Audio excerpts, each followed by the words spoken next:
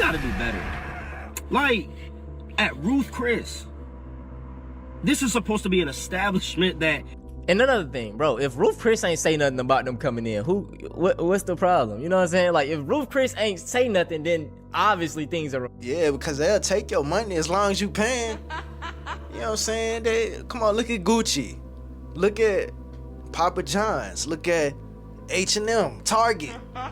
We were all outraged at these companies at one point, but that didn't stop us from spending our money, and they not gonna stop us from spending our money. Damn. Set your alarm, Ernest, you hungry.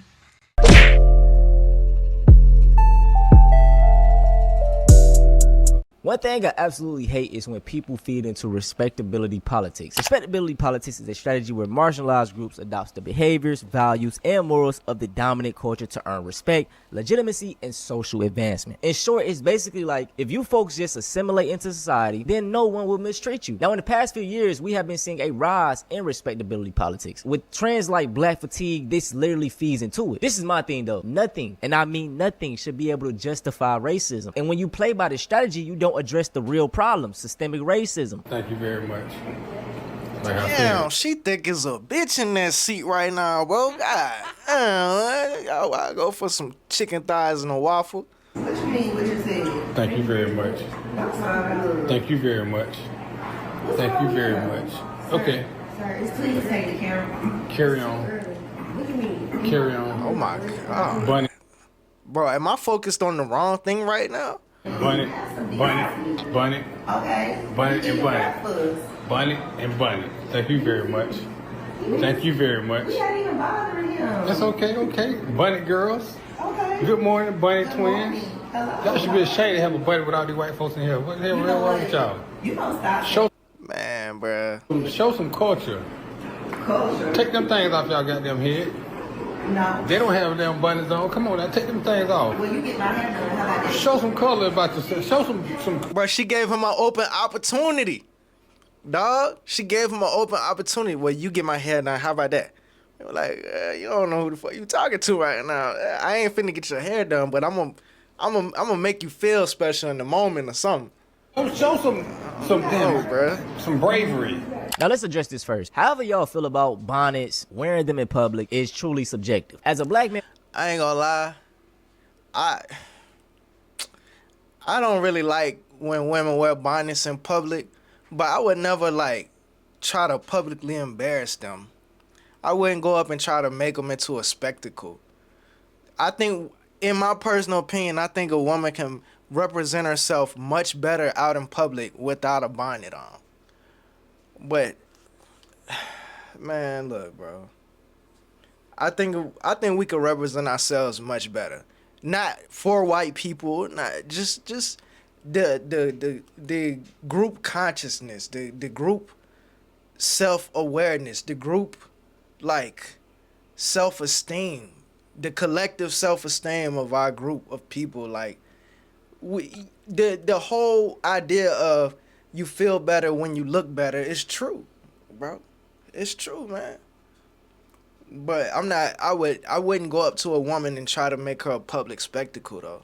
dreads, bro, I walk in the stores with caps on my head, do-rags, dread caps, you know what I'm saying? So who am I? But do-rags and bonnets is two different things though, bro. A do-rag is cool. You know what I'm saying? You could rock a do-rag. You know what I'm saying? A do-rag, especially if you know how to wear that motherfucker. To shame black women for wearing a bonnet. I could care less. Society has all of these, you know, standards for us. If we let our hair just grow naturally, people look at us crazy. You know what I'm saying? They want us to straighten it. They want us to cut it low. You need to look professional for your job. Cut it down. So, you know, when I see my brothers that rock their hair in their truest form, bro, I love it, right? Because they going against society. Black women have to be the same way. And the way society does black women is even worse because it's like, if they wear their true hair, you know what I'm saying, unkept, bro, folks is gonna look at them crazy. So then they throw a bonnet on and folks are still going to talk crazy, right? But let's discuss this video. So these women are sitting down in the lobby, eating their breakfast in a hotel lobby, okay? Remember that. And he just starts filming them. First off, you out of pocket, mind your business. And then he says the most suck shit ever, bro. In front of all these white folks, have some culture. I have no problem with people that want to dress nice. You know, if you want to dress up in suits, fine. If you want to cut your hair low, fine. But don't use that as the standard and you're the better person because you're assimilating into society. And I don't know how many times you got to get it through your thick ass skull that nothing you do will appease these folks. They still look at you as a Good, you one of the good ones. Maybe it's just my pride of being a man, but like I'm not gonna do something just because you want me to do it. Like it sounds crazy, but that's my mentality, and I have a lot of racial pride. So I'm like, no, I want to wear my hair out. And I'm not gonna lie, I'm probably gonna start me some freeform dreads in the next couple of months. I don't give a fuck. And even just going back in history, man, and looking at things, black people were on their best behavior at these times. They was dressing in suits. They were trying all these things to kiss up to the white man, and at that time, if you looked at them wrong, you got your ass lynched. It was never about the way you acted. It was about they just don't like you.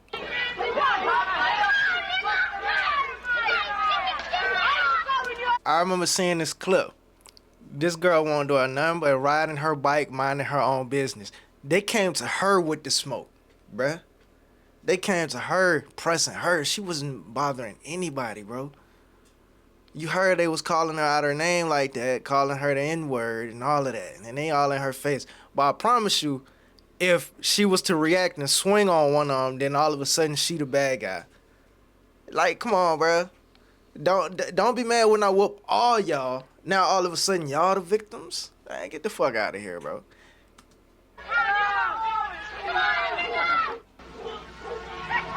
This is a heartbreaking ass clip.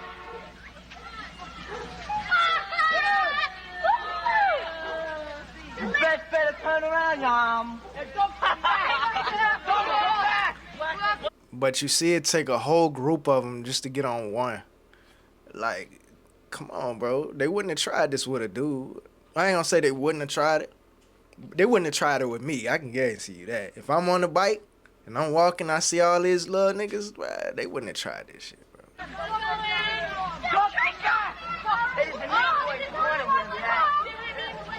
Look at this, y'all. These are two black girls that came into a white neighborhood. Riding down this block, and these white people start saying, "Get out of here!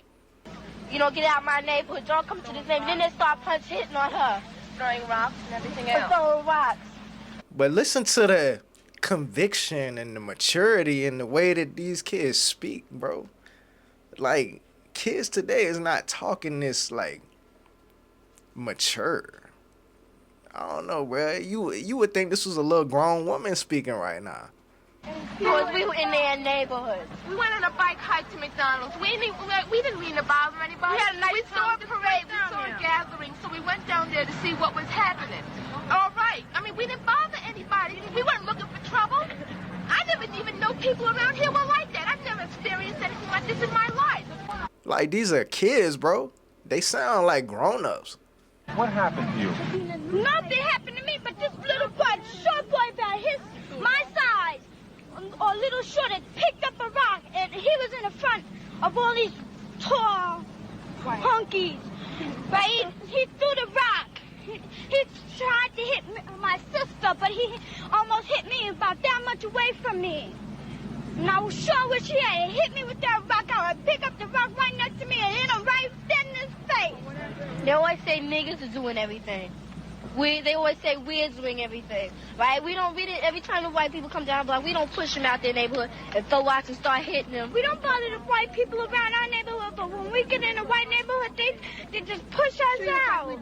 Yeah. Everybody with us, they said we're nothing, you know, we're a piece of dirt, dogs. I mean, that's the way you treat an animal. I mean, God, we're human beings. You don't treat other people like that. It's just wrong. Black, white, I don't care. A person is a person. Skin should have no bearing on how you treat a person. That's just wrong. I hate their goddamn guts. Someone said this was 49 years ago. All these racist white kids in this video are 55 to 75 today. They run the country, run the judicial system, are police chiefs, etc. Let that mirror. I don't know if they made it that successfully, bro. You ever been out in public, like at the mall or at the store, and you walk past an old white person, and you just think, bro, I know they probably racist as hell. You know what I'm saying? Like, they might be, they might not be. And it's no hate towards them. It's just in the back of your mind, you just always think, man, that motherfucker probably racist as a bitch, bro. Hey, bro, those people in that video had kids. And what do you think they told their kids? So when people say racism is dead, it's never going to die. Now we're going to talk about another situation that feeds into respectability politics. And this man, he was talking about how he went to Ruth Chris and he saw some black people come in with bubble coats. Y'all know. Let's watch. Over this last weekend, Valentine's Day weekend, my wife and I, we was at Ruth Chris, right? We went to Ruth. But why was y'all at Ruth Chris or Ruth's Chris. What is it, Ruth's Chris? Or whatever, bro. Why y'all there, bro? Because y'all heard that it was the place to be for status reasons, bro. Y'all could have easily went to a black-owned restaurant, you know what I'm saying, where black people run the show, support y'all local black businesses. You know they know how to cook. You ever been to a soul food spot ran and owned by black people? That'd be some of the best food, bro. Come on now. But y'all want to all run the Roost Chris. Man, get the fuck out of here, bro. That was our first time, and I did a video on it, and like we were just like grateful to be there. Cause Hey, side note, that nigga wave spinning. Shit, I ain't seen somebody with clean waves in a minute. No, Man, stop playing. Stop playing, bro. What you mean, nigga? Come on, stop playing, bro. And I had dreads all my life, man. This is my first time really having waves. Friday, that nigga waves clean as hell. Golly, boy. around this time, we couldn't afford to be there. We couldn't afford much of anything. So, you know, we just did a video. Like, I was just so grateful, right? But there's one thing that I do have to talk about. I don't know what it is with us, and I hope you understand what I mean when I say us. Black people, he's saying black people. I don't know what it is with us. Like, we feel like we have to bring this, like, street energy everywhere we go. Like, why am I sitting down with my wife at Ruth Chris, cutting into this nice ribeye, and I see dudes walking by with their pants sagging, with their jeans sagging, with these bubble coats with their hoods on? Like, yo. All right. Okay. Let's talk. I'm gonna have real nuance with it. I want to have a real conversation. This is something that we need to talk about in the comments. This is gonna be big because I hear both sides to the story. I truly do. But y'all know that rebellion in me. I always lean to the other side. But I'm gonna, be fair. We gotta stop caring about how society perceives us before they even speak to us, right? We could be the most respectful people, but because of the way we dress and the way we look, you know what I'm saying? That's the reality. So the thing is, bro, if you want to dress up, business, wearing suits, looking professional, do that, but don't put that onto other black people and get mad at them for not doing it, because not everybody, you know what I'm saying, that's not their stilo, that's not their swag. They just don't want to put a suit on going to the grocery store. They is out here in 3-piece suits walking around. No, just not doing that. You gotta stop. Like, we gotta stop. And I know, listen, some of y'all are gonna be like, oh, you was just thanking God for this, now you judging. Listen, I'm not judging them, and I'm not trying to be cynical. But we have to, like, yo, we gotta understand, like, yo, there's a time and place for every. First of all, like, we have to understand that how the world reads us is a reality. Like, yo. But that's the thing, bro. Stop caring. Like, truly, stop caring, y'all. All my life, I've been dressing in streetwear, right? I throw on a hoodie, throw on a Nike Tech for my, I get haircut probably like every 2 months, every month or something like that. So most times, you know what I'm saying? It just be new growth. I throw a cap on, throw whatever. But guess what? If you stop me and talk, I am the most polite, respectable, intelligent young man you will come across. You know what I'm saying? And that's the thing, bro. Y'all folks gotta stop judging people just off appearance, right? And I just noticed how high his headphones gotta go. Them hoes stretched out to the max. Do a whole video on this. Do y'all realize how they treat the mafia? You know what I'm saying? People be like, oh, the mafia, they was the real gangsters. They was wearing suits. They was doing this and that. This was doing the most heinous crimes ever. But because they was wearing suits, oh, it's all fine. No, these was still degenerates the same way y'all view these goddamn gang members. You know what I'm saying? I hate that shit. I'm gonna do a video on that soon. Probably tomorrow, matter of fact. We gonna see how. I remember watching that Kevin Samuels monologue where he was talking about dress for outcomes. He said, and I remember he specifically said this, and I never forgot it since I heard it. He said, we dress for outcomes, not comfort. You know what I'm saying? Now, when I heard it, it made sense to me. Because, in my opinion, I don't think he was saying that for the sake of trying to appeal to other groups of people. I think he was saying that to uplift the collective self-image of our group of people, because it does make a difference when you dress up. You know what I'm saying? You do feel different. People do view you different.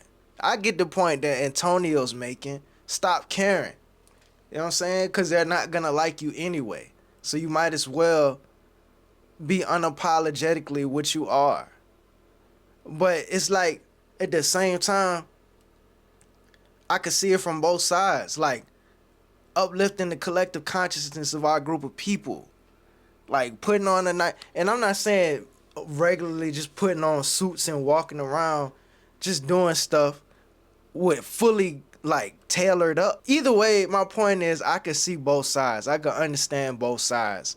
Be yourself, dress how you dress, but at the same time, I could also understand the idea of dressing for outcomes. Like if you want a certain outcome, you gotta dress for that outcome that you want. So I get both sides. The way you present yourself is how the world reads you. We already are fighting an uphill battle at times. And I understand there's a lot of systematic things, but like, why are you, like, we gotta do better. Like, at Ruth Chris, this is supposed to be an establishment that...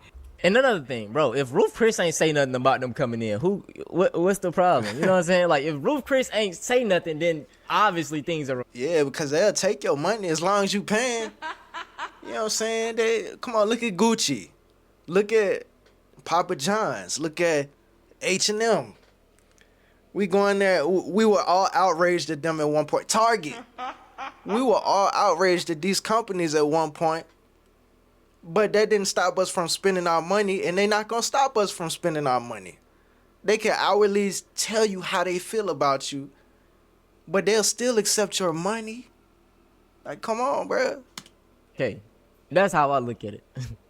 You know what kind of establishment you going to see? That's the thing. Like, you know you're not going to Applebee's. You know you're not going to Chili's.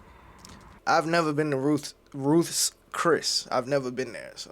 You know you're not going to Texas Roadhouse. You know you're not going to... Now, Texas Roadhouse? I've been there. But I never had nothing I didn't like at Texas Roadhouse. Them rolls with the butter is crack. You know what I'm saying? And there's nothing against those places. I'll eat at all those places. I'm not too bougie for none of them places.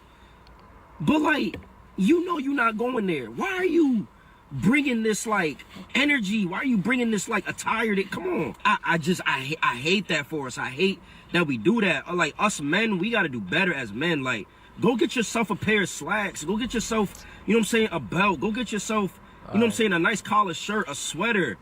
There we go. You can argue. And then I always used to wonder why that was the standard, bro. Especially when I used to have to dress up all the time.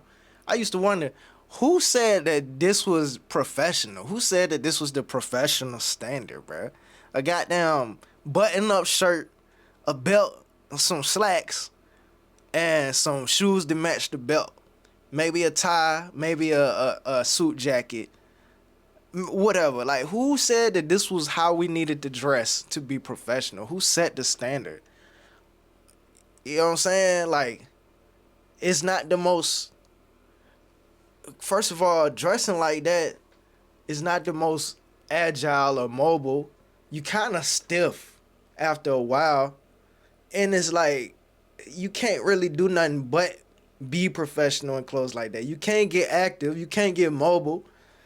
Like, you really just got to be, like, in a setting where it's nothing physical going on. Everything is just, I don't know, man. About the weed smell and you sagging, right? You sagging, showing your ass. Like, it's different levels of sagging. There's nothing wrong with having your shit like a little below your waist. No. It got to be a little bit. We can't, bro, it is very uncomfortable to have your pants all the way up your waist. I don't even understand. It ain't even no room to be a man with your pants all the way up tight like that, bro. I gotta have a slight sag, you know what I'm saying? Not having my pants below my ass, but just like a little beneath the waist, cause man. Got it. Oh, yeah, okay. We could talk about it. But here he go talking about putting on slacks and collar. Like, that's not everybody's stilo, bro. I'll wear some sweatpants. If it's allowed, I'm comfortable. That's all I really care about, right? If there's no policy, I'm going to be comfortable. That all, like, I've never been the type of person that people care about what I look like. I'm like, you just gonna accept it. It is what it is. I'm gonna be the most efficient person at what I do, but I'm gonna come myself, right? And I feel like we just gotta have that mentality. Let me know y'all thoughts to that specific video. I am really curious. That's it for this video, though, man. I hope y'all enjoyed. If you want to... Yeah, let me see what y'all talking about in the comments. The first dude is Uncle Ruckus, bro, was saying in front of these white people as if they are gods, LMAO. Yeah, the most regular, plain looking, no swag having, no female getting ass white dude. You saw he was eating breakfast at the hotel alone. You know what I'm saying? Won't nobody there with him. And to be honest, he probably would have wanted to shoot his shot with these two ladies.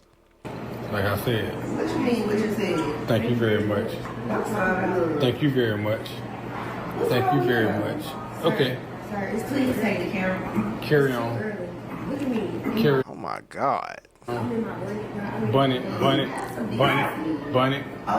Bunny and bunny. And on top of that, these two women handled it in a pretty, like, they didn't really turn up on him. You know women can turn up.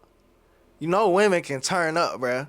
They kept it, I ain't gonna say I want to say they kept it cute for the most part, but I mean, when you think about a public space like a hotel lobby, and you coming with all these yams out, it's a possibility kids can be around, families.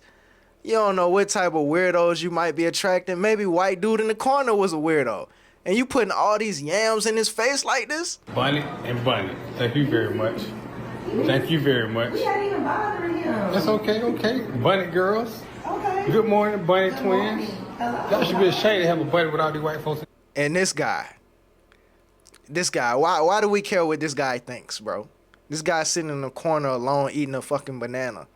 Like, come on, bruh. Come on, bruh. This dude, I ain't gonna get on him. He ain't do nothing to me. But look, man, whatever. Y'all like the video. LIKE, like the video. Subscribe if you haven't subscribed already. Let me know what y'all think in the comments. Y'all be safe. I'm out. Bruh, you recording?